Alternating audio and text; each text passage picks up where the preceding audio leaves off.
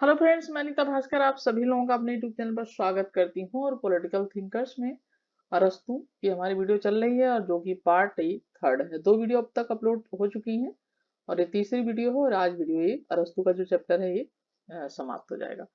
ठीक है, फिर अगला चैप्टर मैकियावेली पढ़ेंगे हम। और आशा करती हूँ वीडियो पसंद आएगी तो लाइक शेयर कमेंट करेंगे। चैनल पर अगर आप नए होंगे तो जरूर सब्सक्राइब कर लेंगे, जिससे आपको अन्य वीडियो की नोटिफिकेशन आने वाली जो वीडियो होंगी उसकी मिलती रहे। और आगे आने वाले एग्जाम के लिए सभी जरूरी है क्वेश्चन है, और लेक्चर वीडियो जरूर देखा करें, जिससे आपकी अच्छी तरीके से तैयारी हो जाए। ठीक है, तो चलिए शुरू करते हैं। अरस्तु पार्ट थर्ड है। तो आज हम पढ़ेंगे इसमें संपत्ति पर विचार। ठीक है, पिछली वीडियो जो है उसे अगर आप लोगों ने नहीं देखी है तो जरूर उसको पिछली वीडियो को देख लें, प्लेलिस्ट में आपको मिल जाएंगी। ठीक है, चलिए। तो संपत्ति पर विचार की बात की जाए तो व्यक्ति का मूल विकास किसमें है? नैतिकता में है। नैतिकता आंतरिक होती है, यानी नैतिकता जो होती है वो आंतरिक रूप से होती है, अंदर से होती है। लेकिन नैतिकता की जो विकास है उसके लिए जो बाहरी परिस्थितियां होती हैं वो आवश्यक होती हैं। ठीक है, बाह्य जो वातावरण होता है, बाह्य परिस्थितियां होती है, वो इसके लिए जरूरी होती है। इन बाह्य परिस्थितियों में क्या है? संपत्ति। तो संपत्ति को इन बाह्य परिस्थितियों में क्या माना गया है? अरस्तु के द्वारा प्रमुख माना गया है। अरस्तु के अनुसार संपत्ति का जो अर्जन है, यानी संपत्ति अर्जन करने के तरीके हैं, दो प्रकार से कर सकते हैं। पहला है कि एक नेचुरल तरीका है, यानी प्राकृतिक तरीका। ठीक है, प्राकृतिक तरीके में क्या कहता है अरस्तु? मछली पालन करना, कृषि खेती आदि कार्य करना, संपत्ति अर्जन के ये क्या है? प्राकृतिक तरीके हैं। दूसरा तरीका, दूसरा बताया शोषण की विधि से, यानी शोषण के द्वारा। देखिए, शोषण की बात की जाए तो व्यापार है, वाणिज्य है, इससे जो प्राप्त संपत्ति होती है वो शोषण से होती है, शोषण की विधि है एक तरीके से। लेकिन अरस्तु जो है, जो प्राकृतिक तरीका है, नेचुरल इसका सोर्सेस है ये, इसको ये संपत्ति अर्जन के लिए ये वैध मानता है। ठीक है, क्योंकि व्यापार आदि वाणिज्य व्यापार जो भी चीजें होते हैं इसमें कहीं ना कहीं शोषण जरूर होता है। ठीक है, तो इसको इसने माना है सही प्राकृतिक जो तरीका है। फिर अरस्तु के अनुसार संपत्ति जो है व्यक्ति के व्यक्तित्व का देश और काल में विस्तार है एक तरीके से।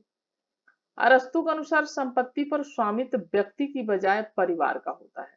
यानी जो संपत्ति होती है उस पर सिर्फ किसी एक व्यक्ति का नहीं होता है, व्यक्ति कमाता है लेकिन पूरा परिवार उसका उपयोग करता है, उसका उपभोग करता है। तो संपत्ति का जो बस स्वामित्व है उस पर व्यक्ति एक नहीं होता है, बल्कि उसका परिवार पूरा होता है।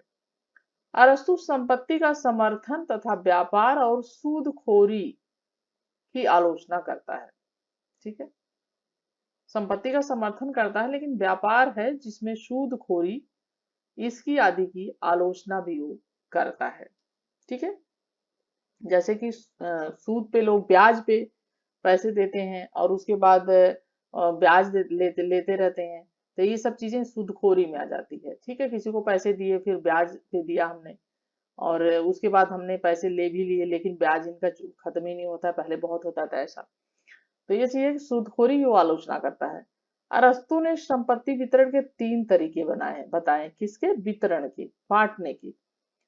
व्यक्तिगत संपत्ति और सामूहिक उपभोग, सामूहिक संपत्ति और व्यक्तिगत उपभोग। ठीक है, यानी व्यक्तिगत संपत्ति है लेकिन उसका सामूहिक उपभोग हो, सामूहिक संपत्ति है और उस पर व्यक्तिगत उपभोग हो, और सामूहिक संपत्ति और सामूहिक सामूहिक संपत्ति हो और उस पर सामूहिक उपभोग भी हो। तो वितरण के तीन तरीके बताए हैं, यानी इस तरीके से लोगों में संपत्ति बढ़ेगी। अरस्तु प्रथम वितरण के तरीकों को सबसे अच्छा मानता है, व्यक्तिगत संपत्ति, सामूहिक उपभोग। फिर हम क्रांति की बात करते हैं। क्रांति का विचार। अरस्तु ने शासन प्रणाली का विशुद्ध वर्णन करते हुए शासन प्रणालियों के परिवर्तन का भी उल्लेख उसने किया है। ठीक है, अरस्तु के अनुसार शासन प्रणाली या संविधान में परिवर्तन जो है वही क्रांति है। उदाहरण के लिए बात की जाए तो कुलीन तंत्र या अमीर वर्ग जो होता है, विजात वर्ग होता है, गुट तंत्र में भी परिवर्तन है। ठीक है, कुलीन तंत्र या गुट तंत्र, इनमें भी परिवर्तन है। उसके अनुसार क्रांति का जो मूल कारण है विषमता, या समानता की आकांक्षा है। यानी समाज में जो विषमताएं हैं वो, और सबको समान लाने की आकांक्षा, यानी समानता पर जब बल दिया जाता है, एक क्रांति का क्या है, एक मूल कारण है। ठीक है, यानी सबको समान, यानी विषमताएं जो है उसको मिटाने की बात की जाती है, विषमता की खाई को, और समानता लाने की आकांक्षा की जाती है। तो क्या होता है, उसके अनुसार फिर क्रांति होती है। ठीक है, होती है, क्योंकि सबको समान समझना चाहिए। उसके अनुसार दो प्रकार की समानताएं होती हैं, निरपेक्ष समानता और आनुपातिक समानता। दो प्रकार की समानता की बात अरस्तु ने की है। अरस्तु के अनुसार क्रांति का मूल कारण जो है वो गरीब वर्गों में समान होने की आकांक्षा, यानी जो गरीब वर्ग होता है वो क्या चाहता है, सब समानता की आकांक्षा चाहता है कि हम भी थोड़ा सा, हमारा भी जो स्तर है, जीवन स्तर, वो भी सुधरे, हम भी सबकी तरह अच्छे से रहें, और हमारा भी जीवन अच्छे से चले। लेकिन वो तो आकांक्षा करता है, लेकिन जो धनी वर्ग है वह क्या चाहता है कि अगर वो हमारे बराबर आ गए या ये सारी विषमताएं मिट गई तो फिर हम अमीर नहीं रहेंगे, हम ऊंचे नहीं बने रहेंगे, हम बड़े नहीं बने रहेंगे। वो क्या चाहता है, जो अमीर वर्ग होता है, धनी वर्ग होता है, जो ये विषमता है गरीब और अमीर वर्गों के बीच, उसको क्या करना चाहता है, वो बनाए रखना चाहता है, क्योंकि वो तभी ये ऊंचा बन के रह पाएगा। ठीक है, इसलिए क्रांति अमीर व गरीब दोनों वर्गों द्वारा होती है। चाहता है विषमता बनाए रखना, और गरीब चाहता है विषमता को खत्म करना, उसको समाप्त करना, समानता लाने की कोशिश करता है। एक तो समानता लाने की कोशिश कर रहा है, दूसरा उस चीज को बनाए रखना चाहता है। ठीक है, तो यहीं से क्रांति की उत्पत्ति होती है। ठीक है, तो दोनों के द्वारा क्रांति की जाती है। फिर अरस्तु के अनुसार क्रांति की इस कारण के अतिरिक्त क्रांति के अन्य कारण भी होते हैं, और भी कारण होते हैं। ये सारे तो दो तीन कारण मूल हो गए कि ज्यादातर ऐसा होता है, लेकिन और भी कारण होते हैं, और भी कारणों से होता है। जैसे शासक अगर धृष्ट है और लालची है, लाभ की लालसा रखता है राजा, तो भी क्रांति होती है।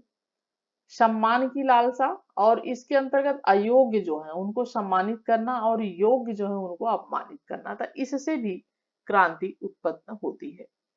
तीसरी बात है, शासन करने वाले व्यक्ति अगर अयोग्य हो। ठीक है, अयोग्य हो, यहाँ पे हुआ शासन करने वाला व्यक्ति अगर क्या होगा, अयोग्य है, तो इससे भी क्रांति होती है, क्योंकि कोई भी चाहता है कि एक योग्य शासक ही सब कुछ कार्यों को सुचारू रूप से कर सकता है। ठीक है, अयोग्य तो नहीं कर पाएगा, कुछ ना कुछ उल्टा सीधा करेगा। तो इसलिए शासन करने वाले जो व्यक्ति हों, अगर वो अयोग्य है तो भी क्रांति उत्पन्न होती है। ठीक है, क्योंकि व्यवस्था फिर सही नहीं चल पाएगी, सिस्टम नहीं सही चल पाएगा।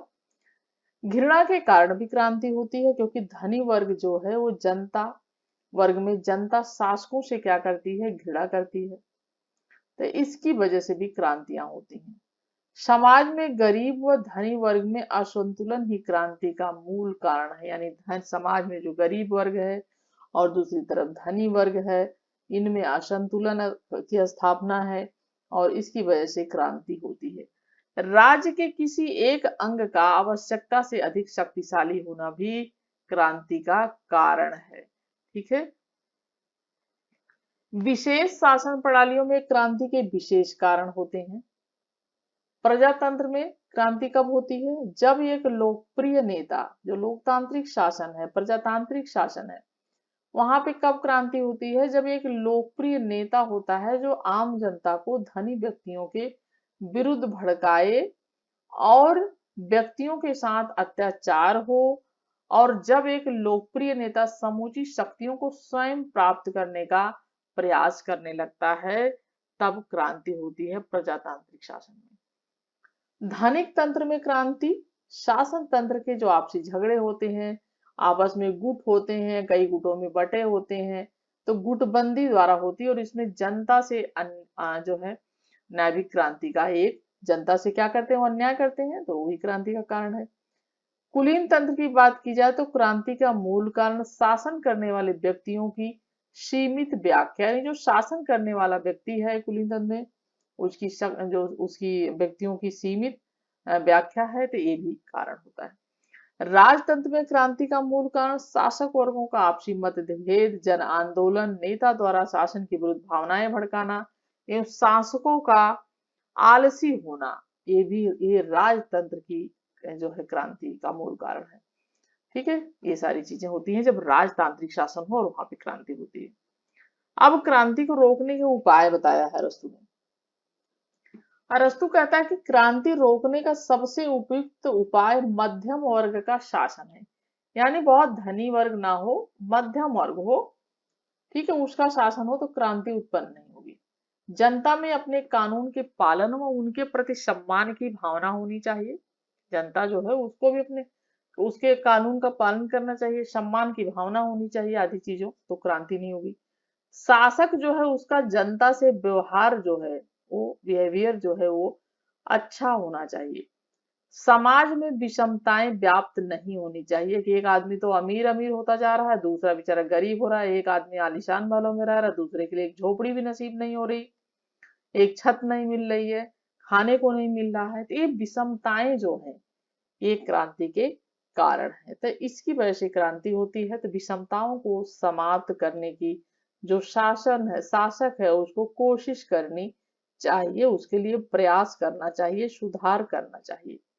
ठीक है, एक व्यक्ति या वर्ग आवश्यकता से अधिक संपत्ति अर्जन न कर सके, सार्वजनिक संपत्ति किसी विशेष व्यक्ति द्वारा न हड़पी जाए, यानी जो सार्वजनिक संपत्ति है वह कोई एक विशेष व्यक्ति उसको खुद ही हड़प न ले, ठीक है, खुद ही ले ले। शिक्षा पद्धति ऐसी होनी चाहिए जिससे व्यक्तियों में सद्गुण का भी विकास हो, ठीक है, उसमें सद्गुण आए।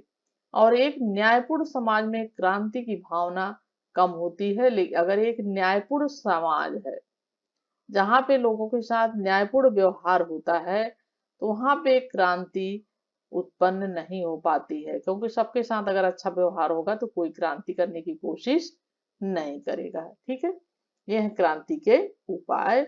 और क्रांति का मूल कारण समाज में पाई जाने वाली जो विषमता है वो है। और क्रांति करने वाले लोग समानता की आकांक्षा रखते हैं, वो क्या चाहते हैं, समानता चाहते हैं।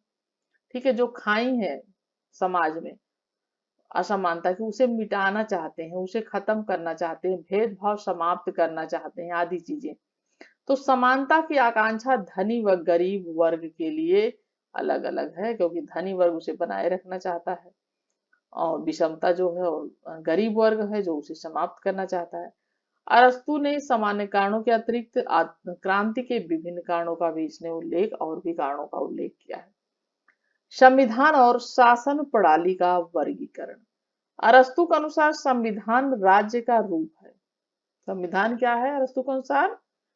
संविधान राज्य का रूप है। ठीक है,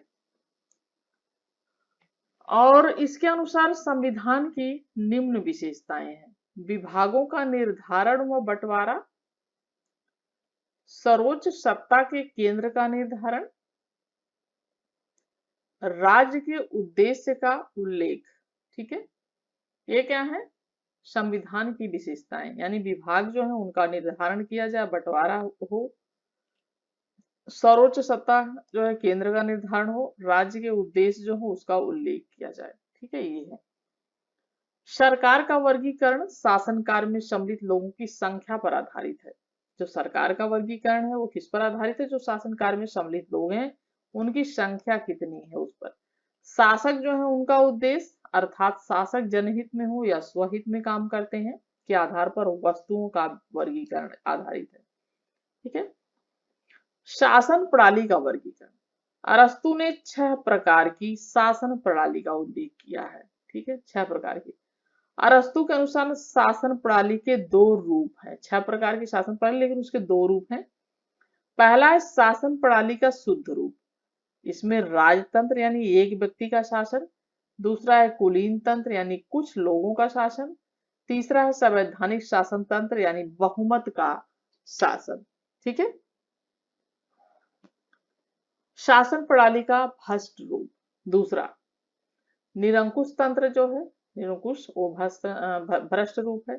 गुट तंत्र है वो भ्रष्ट रूप है जो धनिक तंत्र होता है। और लोकतंत्र को भी इसने, डेमोक्रेसी को भी इसने भ्रष्ट रूप माना है, इस चीज पर ध्यान दें। ठीक है, क्योंकि क्वेश्चन ऐसे ही बनते हैं जहां पे हमें कंफ्यूजन होता है, वहीं से क्वेश्चन उठाए जाते हैं। नेक्स्ट पॉइंट आता है सर्वोत्तम व्यवहारिक शासन प्रणाली। अरस्तु ने सर्वश्रेष्ठ शासन प्रणाली के लिए पॉलिटी शब्द का प्रयोग किया। ठीक है, किसका? पॉलिटी। ठीक है, पॉलिटी में मध्यम सद्गुण पाया जाता है। पॉलिटी शासन प्रणाली का सर्वश्रेष्ठ रूप होगी, यानी राजनीति, क्योंकि यह दो प्रकार की शासन प्रणालियों का मध्यम मार्ग होता है। ठीक है, अरस्तु के अनुसार पॉलिटी लोकतंत्र व गुटतंत्र शासन प्रणाली का सम्मिलित रूप है। अरस्तु के अनुसार सबसे बेहतर शासन प्रणाली राजतंत्र है। ठीक है, सबसे बेहतर प्रणाली किसको माना? इस पॉइंट को ध्यान दें, इसने लोकतंत्र को नहीं माना है, इसने राजतंत्र को माना है। ठीक है, इस पॉइंट को ध्यान दें आप, क्योंकि इसमें सर्वोच्च सद्गुण पाया जाता है। ठीक है, इस पॉइंट को जरूर ध्यान दें कि उसने लोकतंत्र नहीं, लोकतंत्र को भ्रष्ट रूप माना है, जबकि राजतंत्र को इसने सद्गुण माना है और सर्वोच्च बेहतर शासन प्रणाली राजतंत्र को माना है। ठीक है, और इसने कहा कि राजतंत्र प्रणाली जो है इसमें, क्योंकि इसमें सर्वोच्च सद्गुण पाया जाता है। ठीक है, और नेक्स्ट पॉइंट है अरस्तु का न्याय सिद्धांत। ठीक है, अरस्तु का न्याय समानुपातिक है। अरस्तु ने न्याय को दो भागों में विभाजित किया है। पहला संपूर्ण न्याय, इस न्याय से मतलब है सामाजिक नैतिकता से। अरस्तु ने संपूर्ण न्याय के लिए सात्विकता शब्द का प्रयोग किया है। अपने कर्तव्य का पालन करना ही न्याय है। इसने कहा अपना कर्तव्य जो है उसका पालन करना चाहिए। अगर अपने कर्तव्यों का पालन सही से हो रहा है तो इसका मतलब वही क्या है? न्याय है। ठीक है, जस्टिस है। दूसरी पॉइंट है विशेष न्याय। इसमें आता है पहला पॉइंट संशोधनात्मक न्याय। विधि के अनुसार, कानून के अनुसार कार्य नहीं करने पर राज्य द्वारा दंड दिया जाना, अर्थात व्यक्ति की जो है उनका आचरण जो है, उनका व्यवहार जो है उसको सुधारने के लिए राज्य द्वारा दंड या शक्ति का प्रयोग करना संशोधनात्मक न्याय में आता है। वितरणात्मक न्याय की बात करता है, राज्य द्वारा व्यक्तियों में पद, सम्मान और पुरस्कार जो है उनका वितरण करना, उनको बांटना। अरस्तु के अनुसार समाज में सेवाओं और पदों का वितरण व्यक्ति द्वारा समाज में किए गए योगदान से निर्धारित होगा। समानता का भी सिद्धांत क्या है? समानुपातिक है। समानता को देखिए अरस्तु नहीं मानता है। ठीक है, अरस्तु के अनुसार व्यक्ति का जिस अनुपात में समाज में योगदान हो उसी अनुपात में उसे पुरस्कार मिलना चाहिए। इसीलिए समानता अप्राकृतिक और अवांछित है। उसने समानता का समर्थन नहीं दिया है, बल्कि उसने असमानता को माना है। ठीक है, पर अरस्तु आनुपातिक समानता के विचार का समर्थक है, समानुपातिक नहीं। ठीक है, ये पॉइंट आपको ध्यान देना है। अरस्तु अंक गणितीय समानता के विचार का समर्थक नहीं है। ठीक है, मानवीय जीवन का मूल उद्देश्य प्रसन्नता प्राप्त करना है। मानव जीवन का मूल उद्देश्य क्या है? प्रसन्न रहना, खुश रहना। ठीक है, यही तो है, जिसे यूनानी भाषा में यूडोमोनिया कहा जाता है। ठीक है, इसे यूडोमोनिया कहा जाता है, यानी मानवीय जीवन का मूल उद्देश्य प्रसन्नता प्राप्त करना, और इसे यूनानी भाषा में यूडेमोनिया कहा जाता है। फिर अरस्तु के लिए व्यक्ति क्या है? एक राजनीतिक प्राणी है। ये बहुत पूछा जाता है, मनुष्य एक राजनीतिक प्राणी है, किसने कहा? तो ये अरस्तु की बातें हैं। तो व्यक्ति इस अरस्तु के अनुसार एक राजनीतिक प्राणी है, और यूनानी भाषा में इसका अर्थ होता है जोन पोलिटिकॉन। ठीक है, इसका मतलब। और यूनानी युग में सभी लोग साथ बैठते थे, जिसे एक्लेसिया कहा जाता था, और यह विधायिका की भांति कार्य भी करती थी। ठीक है, तो यहाँ पे इसे क्या कहा जाता था? इक्लेसिया कहा जाता था, और विधायिका की भांति यह कार्य करती थी। यहाँ पे हमारा जो चैप्टर है अरस्तु का खत्म हो रहा है, और अरस्तु की महत्वपूर्ण पुस्तकें हैं वो जरूर देख लें एक बार। बहुत सारी सब चीजें पूछी जाती हैं, जितनी इंपॉर्टेंट चीजें थी मैंने करा दिया है। और लाइक शेयर कमेंट जरूर करिएगा, और आशा करती हूँ वीडियो आपको पसंद आई होगी, आपके लिए हेल्पफुल रही होगी। और पसंद आई तो लाइक शेयर कमेंट करिएगा। नेक्स्ट वीडियो मिलती हूँ आप सभी से। तब तक के लिए thank you for watching video.